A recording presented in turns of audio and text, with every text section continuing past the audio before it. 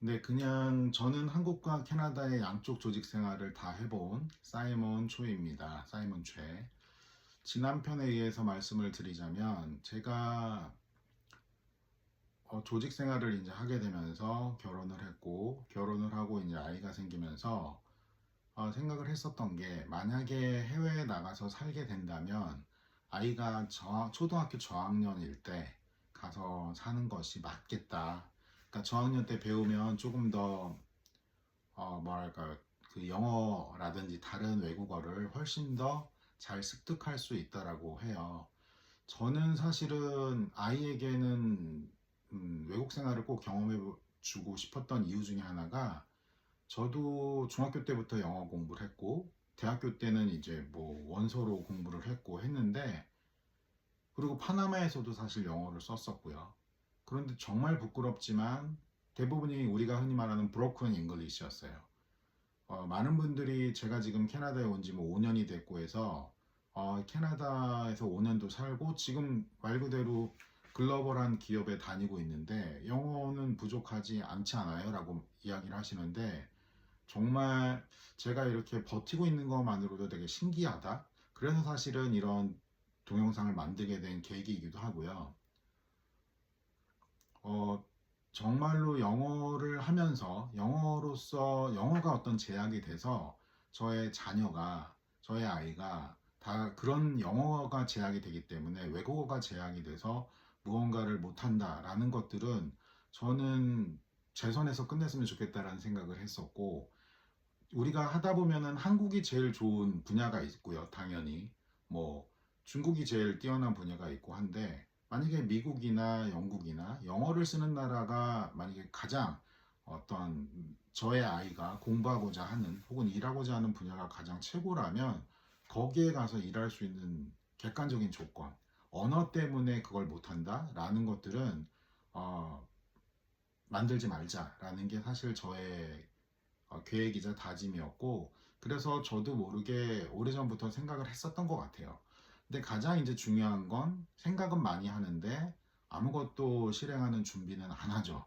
저도 안 했었고 지금도 안 했고 안 하면서 지금 이렇게 버티면서 조금씩 살고 있는 거고 그래서 조금 이제 알아보게 된 거예요. 결론적으로는 아이가 태어나고 초등학교 1학년 이제 되면서부터 아이의 엄마도 그런 부분에서는 결혼 전에도 본인 또한 그런 어떤 생각들을 가지고 있었다는 것을 제가 알고 있었고 해서 어떤 나라를 정한 것들은 아니었고 그 나라들 중에서 어디를 갈까를 이제 해보다가 우연히 아이 엄마가 아이를 데리고 독일을 한 달 살기를 가기로 했어요. 저는 이제 회사 휴가가 좀 부족해서 한 2주 정도 이제 같이 나중에 합류하는 걸로 했었고 그때가 그런데 1월, 2월 뭐 이랬던 시기인 것 같아요. 그러니까 제가 이제 독일을 갔는데 너무 제 입장에서는 추웠던 거예요.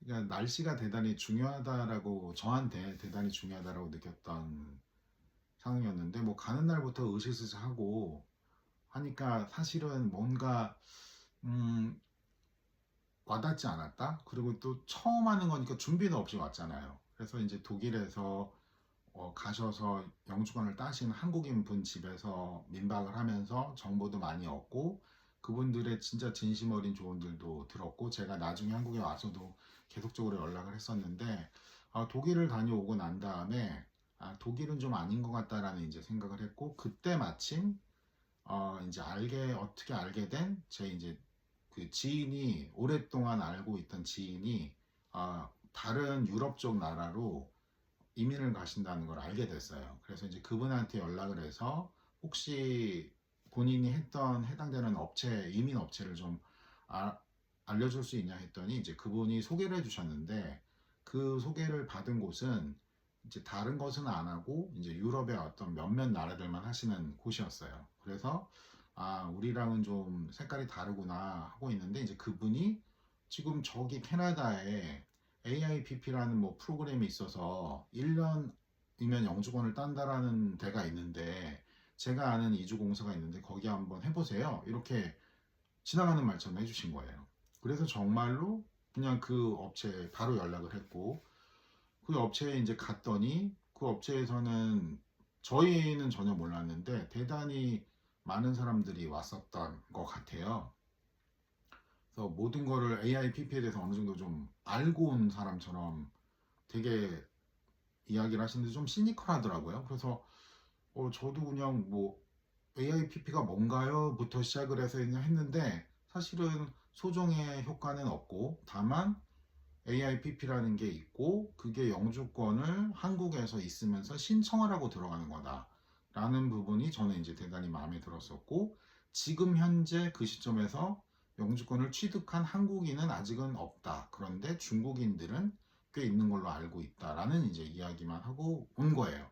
그래서 이제 그 이후로 제가 다시 또 다른 이주공사들 세네 군데를 또 설명회도 가고 1대1 설명도 하고 다 했어요. 다 그때부터 좀 본격적으로 알아보고 다시 그 업체를 갔어요. 그 업체를 가서 이제 그때는 조금 저도 이제 지식이 있으니까 이야기를 했더니 좀 대화가 되더라고요.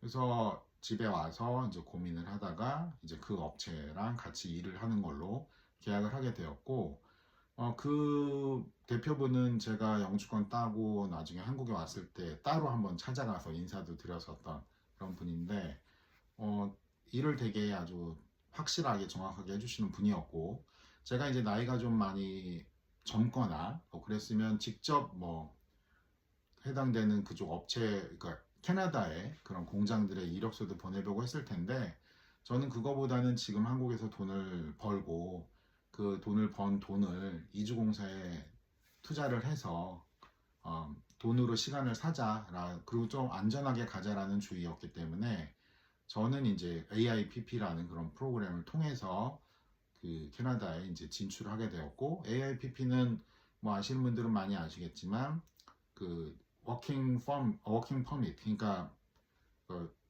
일하는 비자죠. 취업 비자를 한국에서 이미 받고 영주권이 신청되는 것까지 확인하고 영주권이 언제 나올지는 알 수 없지만 확인하고 이제 들어가는 케이스여서 그런 부분에선 저는 좀 많이 안심이 되었었고 그런데 이제 제가 가야 되는 회사는 이제 제가 바꿀 수가 없는 거예요. 그게 캐나다의 노바스코샤 주라는 저쪽 동쪽 끝에 있는 섬이죠. 섬에 그 수도인 헬리팩스에서도 한 3시간, 3시간 30분 정도 차로 가야지 있는 딕비라는 동네에 있는 랍스타 공장이 되는 거예요. 그 공장에 이제 취업을 하게 되었고 이게 정말로 혹시 유령 회사가 아닌가라는 생각이 들어서 그 구글 맵으로 봤더니 진짜로 바다밖에 없고 바다 바로 옆에 이제 육지가 있는데 무슨 수용소 건물 같은 게 하나 있더라고요.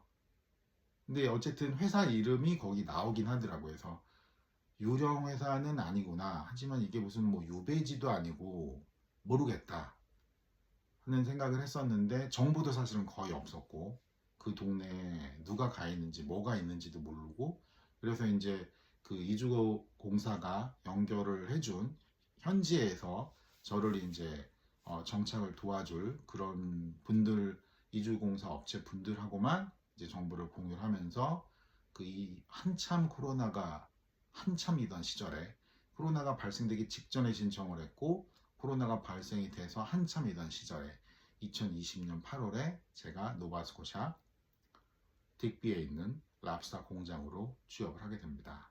다음 편에서 현지에 어떤 경험들이 있었는지 또 말씀을 드리겠습니다.